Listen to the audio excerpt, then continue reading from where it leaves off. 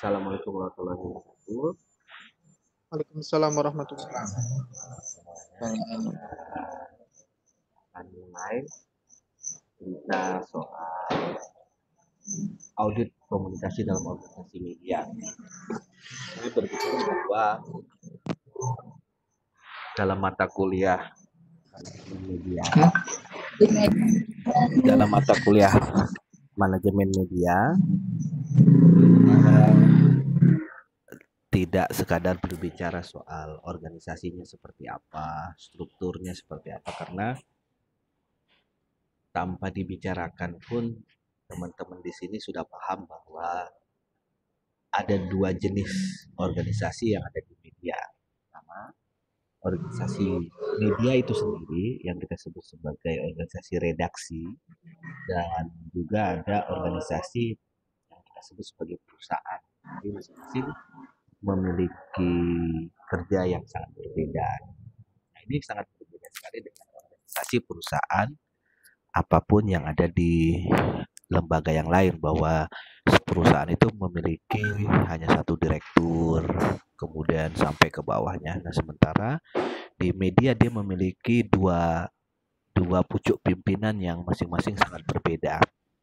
Dan itu pernah kita bahas di pertemuan-pertemuan sebelumnya. Nah, ketika kita berbicara organisasi, ketika kita bicara institusi, ketika kita berbicara ada keterlibatan orang-orang di dalamnya, ketika kita berbicara tentang informasi, kita setidaknya ingin melihat bahwa ada semacam apa namanya, ada semacam eh, pola ya, pola-pola bagaimana komunikasi itu dan informasi itu terjalin di organisasi gitu. Oleh karena itu, audit komunikasi organisasi dilakukan untuk mengukur bagaimana komunikasi, interaksi, proses informasi, alur kerja, kemudian bagaimana hubungan di antara level bawah dengan level atas, sesama level yang ada di organisasi tersebut. Oleh karena itu, ini menjadi penting karena saya ingin mengatakan bahwa dia akan melihat sejauh mana keberhasilan pengelolaan organisasi termasuk penyampaian informasi kepada publik yang dilakukan oleh institusi. Oke, itu landasannya di situ. Karena itu, ketika kita berbicara audit organisasi, kita akan melihat bahwa sebuah sistem komunikasi banyak aspek-aspek penting di dalamnya untuk membuat roda organisasi itu berjalan. Kemudian ketika kita melihat bahwa organisasi itu berjalan, yang menggerakkan adalah SDM, sumber daya manusia, jelas di dalamnya. Oleh karena itu, sejak awal selalu ditekankan bahwa taruhlah orang pada tempat yang semestinya. Nah, untuk meningkatkan kelancaran informasi, kemudian hal-hal segala macam ya terkait dengan komunikasi di organisasi, SDM menempati posisi yang paling penting untuk melihat bagaimana produktivitas dari produk yang dihasilkan oleh organisasi tersebut. Entah itu berupa kebijakan, entah itu berupa barang, entah itu berupa jasa, dengan segala macam. Yang kedua juga kita akan melihat tidak hanya sekedar proses. Yang kedua kita juga melihat bagaimana target, acuan, cita-cita, visi, misi yang diterapkan organisasi itu sampai sejauh mana itu dihasilkan. Sampai sejauh mana itu diprediksi telah tercapai. Karena dengan begitu, namanya organisasi apalagi media, kita akan melihat tidak hanya melibatkan sumber daya manusia, tapi juga melibatkan sumber daya keuangan di dalamnya. Melibatkan juga sumber daya sarana dan prasarana. Apa yang diperlukan, bagaimana cost yang dikeluarkan, ya, bagaimana ROI-nya, return of investment-nya yang akan dihasilkan oleh organisasi. ketika sebuah pekerjaan cukup dikerjakan oleh 5 orang, maka untuk apa kita merekrut 6, 7, 8 orang? Nah, itu salah satu hal yang akan dilihat dalam audit komunikasi.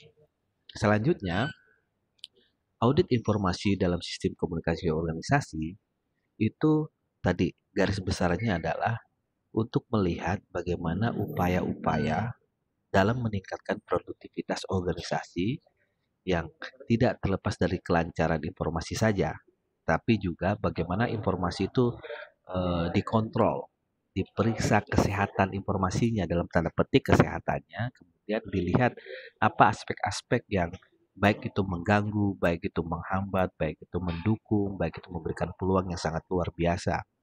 Oleh karena itu menjadi penting, ya, itu menjadi penting.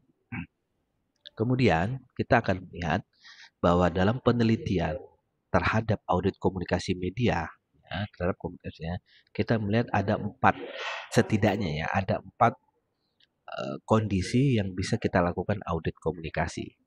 Ya, pertama, kita akan melihat bahwa audit komunikasi itu bermanfaat untuk bagaimana pengembangan organisasi media. Ya, pengembangan itu baik dari sisi kebijakan, kalau di jurnalistik itu bagaimana membuka agensi pemberitaan di berbagai daerah, gitu kan, biro-biro segala macam.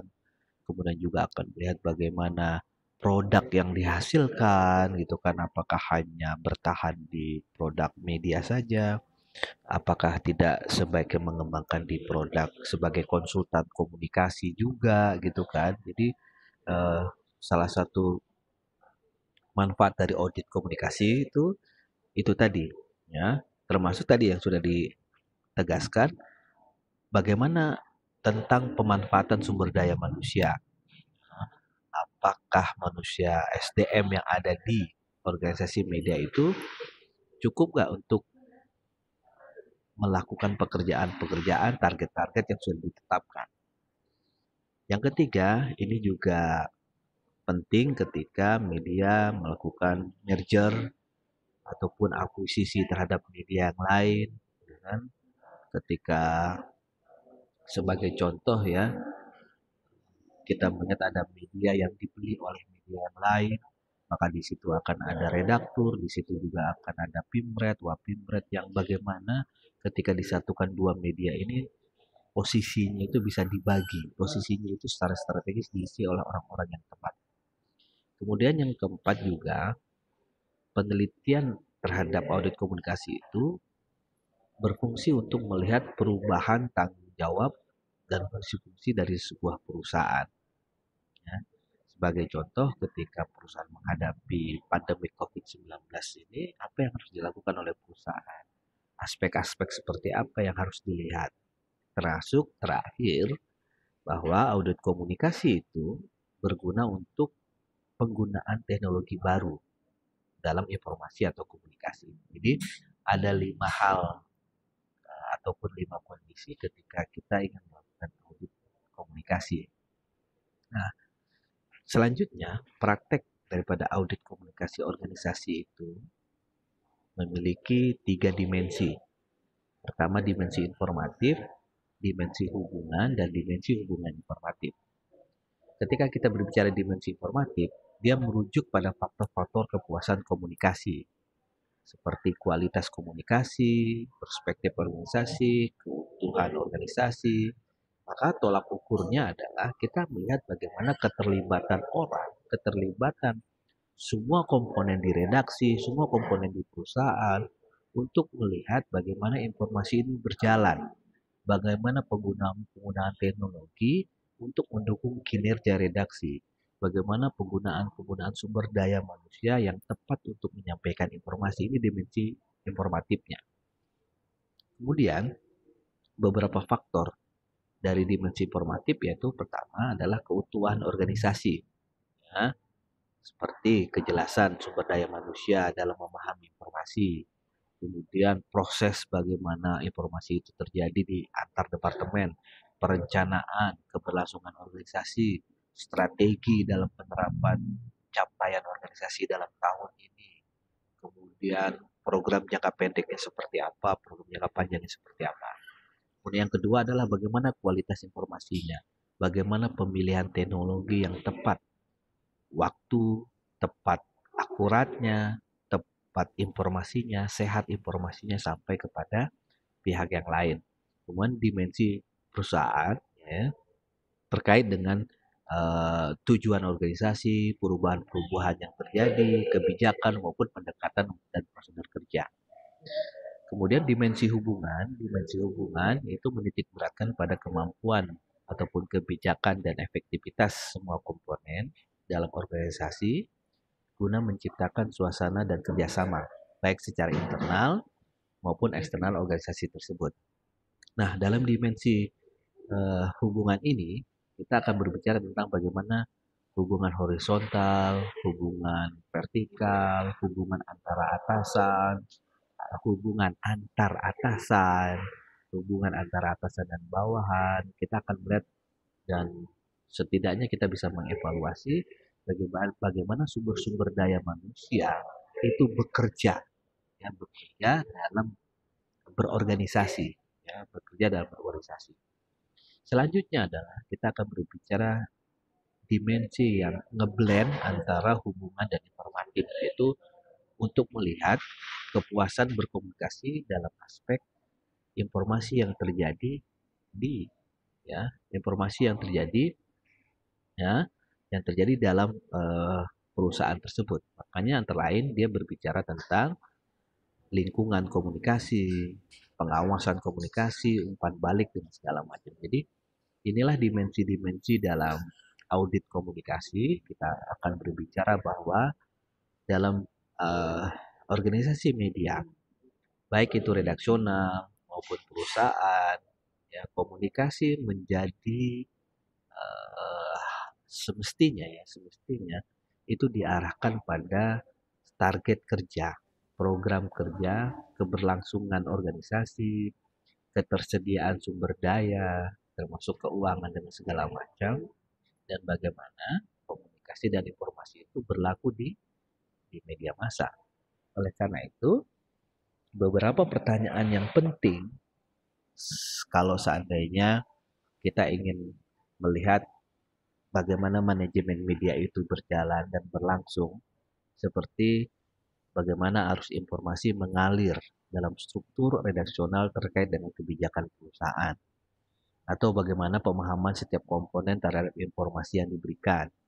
Kemudian juga kita bisa melihat bagaimana model perilaku pencari informasi seperti apa yang dilakukan oleh komponen organisasi media untuk mendukung kinerja.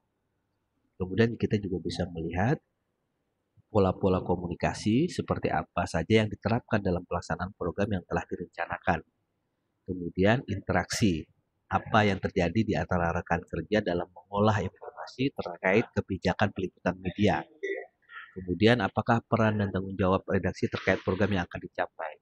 Termasuk juga saluran informasi atau komunikasi apa saja yang digunakan agar berlangsung secara efektif.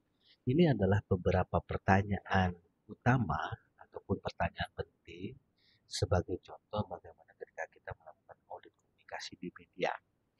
Terkait dengan itu, ada beberapa tahapan ketika kita ingin melakukan audit komunikasi. Menurut Muhammad dan Burhan Bungin ya tahun 2015, ya ada 5 tahapan. Pertama adalah kita mengidentifikasikan masalah, ya, termasuk juga kita membentuk kerangka kerjanya, kemudian mendiagnosis, ya, untuk melihat apa sih penyebabnya, apa sih interaksi, informasi, hubungan itu tidak bisa terjalin itu seperti apa. Ya. Kemudian ada perencanaan, ya, perencanaan terhadap pelaksanaan audit, termasuk penggunaan metode, kemudian waktu, teknik untuk mengumpulkan datanya, menganalisisnya. Kemudian ada rekomendasi terkait teoritis dan praktis, dan terakhir biasanya adalah penilaian yang merupakan komponen evaluasi. Nah, menjadi catatan penting di sini, seringkali kita melihat ya pada praktiknya yang namanya audit komunikasi itu terjadi, ya, audit komunikasi itu terjadi ketika diteliti itu lebih bersifat kuantitatif. Kebanyakan penelitian audit komunikasi di organisasi media itu cenderung kuantitatif. Jadi karyawan, wartawan, redaktur, pemimpin redaksi hanya diberikan pertanyaan-pertanyaan puas, tidak puas. Puas, sangat puas, tidak puas, dan sangat tidak puas. Jadi masing-masing itu diberikan nilai. Sebagai contoh, apakah formulir yang digunakan dalam peminjaman kamera itu cukup memberikan informasi terhadap komponen proses keluar masuk kamera. Kemudian dijawab, oh puas, sangat tidak puas, atau tidak puas atau puas, dan masing-masing diberikan nilai. Padahal riset audit komunikasi itu tidak hanya sekedar angka, karena persoalannya adalah ketika angka puas itu dikasih nilai yang cukup tinggi, contohnya penelitiannya adalah jawabannya adalah sangat tidak puas, rata-rata, puas, dan sangat puas. Ketika sangat puas dikasih angka 5 dan sangat tidak puas di angka 1, maka penelitian audit komunikasi ini menjadi tidak berimbang. Ketika ada 10 wartawan ditanya, 2 orang sudah menjawab sangat tidak puas, maka hasilnya adalah 5 kali 2 adalah 10. Sementara 8 orang lainnya ketika menjawab sangat tidak puas, mereka 8 orang yang menjawab sangat tidak puas hanya akan dapat angka 1 dikali 8 menjadi 8. Hasil audit komunikasinya artinya formulir yang dipakai ini sangat puas. Karena cukup 2 orang saja mengatakan sangat puas, maka angkanya akan menjadi 10. Sementara 8 mengatakan tidak puas, maka angkanya menjadi 8. Oleh karena itu, saya ingin mengatakan bahwa audit komunikasi organisasi ini dalam beberapa komponen, dalam beberapa proses dan beberapa kasus itu tidak bisa didekati secara kuantitatif. Kita harus melihatnya secara kualitatif, ya. Kita harus melihat secara kualitatif. Kita harus merekam semua jawaban-jawaban dari semua orang yang ada terlibat dalam proses komunikasi, yang terlibat dalam proses hubungan, yang terlibat dalam interaksi, yang terlibat dalam hubungan informatif dan segala macam untuk melihat sebenarnya ini seperti apa. Nah, ini adalah pengantar buat teman-teman sebelum kita berdiskusi lebih jauh